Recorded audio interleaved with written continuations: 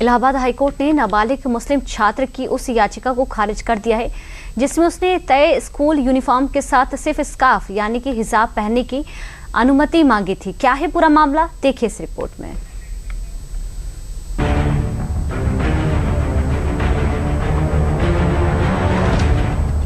Dress code school में पढ़ाई के साथ साथ अनुशासन की भी पहचान होती है, लेकिन जब बात ड्रेस कोड के साथ धार्मिक पहचान से जुड़े कपड़ों की हो तो मामला सिर्फ पहनावे का नहीं बल्कि नियम, समानता और अधिकार के बीच संतुलन का बन जाता है।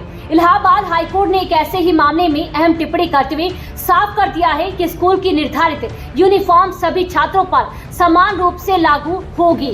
छात्र छात्राएं तय ड्रेस के साथ अतिरिक्त तौर पर दुपट्टा, स्कार्फ या हिजाब पहनने की जिद को अपने मौलिक अधिकार के तौर पर पेश नहीं कर सकते हैं। कोर्ट ने कहा है कि स्कूलों को अपना ड्रेस कोड तय करने और उसके पालन को सुनिश्चित करने का अधिकार है। इसका मकसद किसी की धार्मिक पहचान को निशाना बनाना नहीं बल्कि संस्थान में समानता का माहौल बनाए रखना है।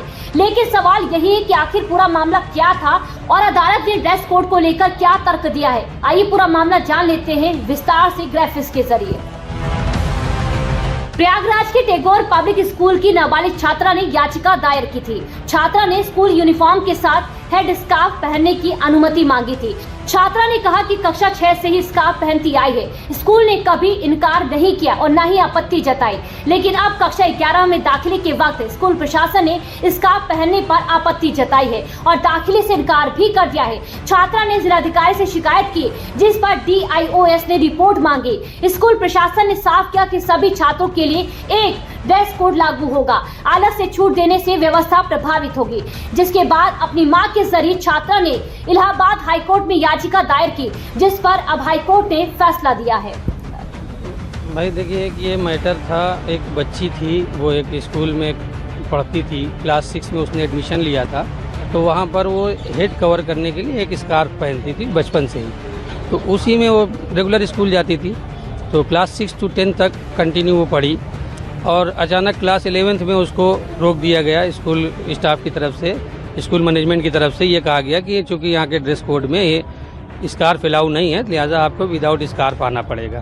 तो उसी में उसने कई एप्लीकेशंस मूव की। फिर हम लोगों ने एक यहाँ पर रिट याचिका की जिसमें माननीय उच्च न्यायालय ने दो हमारी दलीलें भी सुनी और कई एक हम लोगों ने नज़ीरें भी पेश की, जिसके बाद ये निर्णय आया कि नहीं, स्कूल का ड्रेस कोड अपना वो खुद निर्धारित कर सकता है और उन्होंने उसी के बिहाफ पे इसको डिसमिस किया और ये कहा कि नहीं, स्कूल जो है जनरल बच्चों के लिए कोई एजुकेशन है, वहाँ सभी धर्म के लोग पढ़ते हैं, उसमें किसी के लिए स्पेसिफिक परमिशन नहीं दी जा सकती।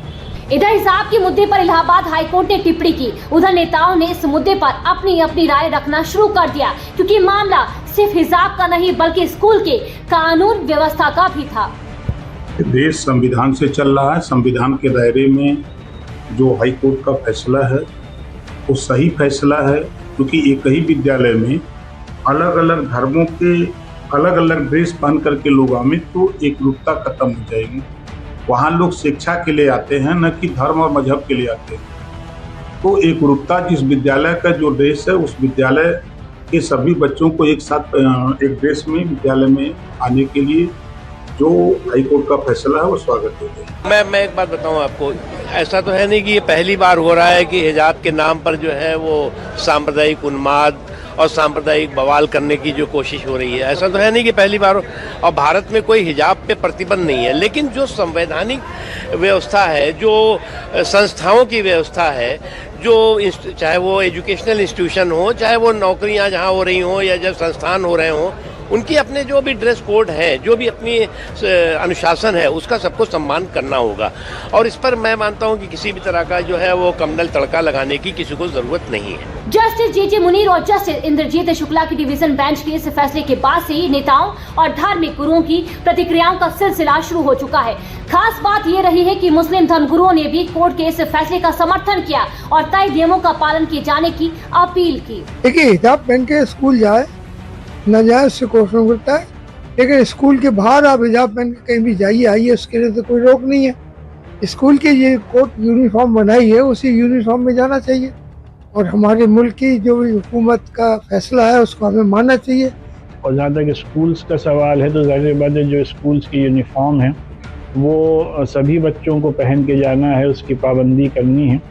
और लेकिन जो बड़ी बच्चियां हैं उनके लिए हिजाब अलाउ होना चाहिए। जिस तरीके से दूसरे मज़ाहिब के लोगों को अपने जो उनकी रिलीजियस सिग्निफिकेंस के तहत जो चीज़ें पहन के जाने होती हैं वो जाते हैं।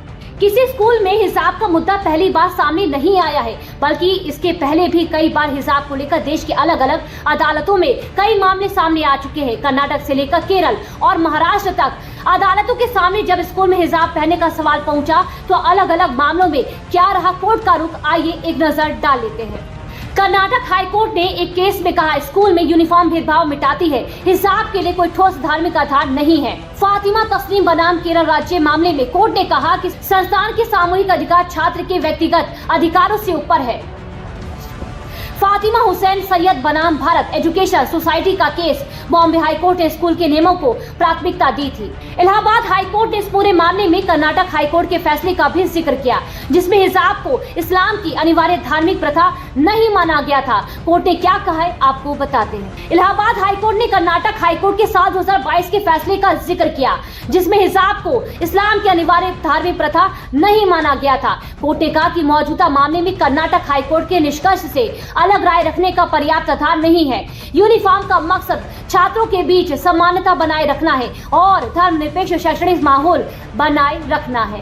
दरअसल कर्नाटक में हिजाब विवाद जनवरी साल 2022 में उडुपी के एक सरकारी कॉलेज से शुरू हुआ, जहां कुछ मुस्लिम छात्राओं ने हिजाब पहनकर कक्षा में बैठने की मांग की, जबकि कॉलेज प्रशासन ने इसे यूनिफॉर्म नियम के खिलाफ बताया। इसके बाद विरोध दूसरे कॉलेजों तक जा पहुंचा और कुछ जगह भगवा शॉल पहनकर जवाबी प्रदर्शन भी हुए, जिसके बाद मामले की गंभीरता को देखते हुए 15 मार्च साल 2022 को कर्नाटक हाईकोर्ट ने छात्राओं की याचिका खारिज करते हुए कहा कि हिजाब को इस्लाम की धार्मिक प्रथा मानने से इनकार करते हुए ड्रेस कोड का पालन किए जाने की बात कही गई थी।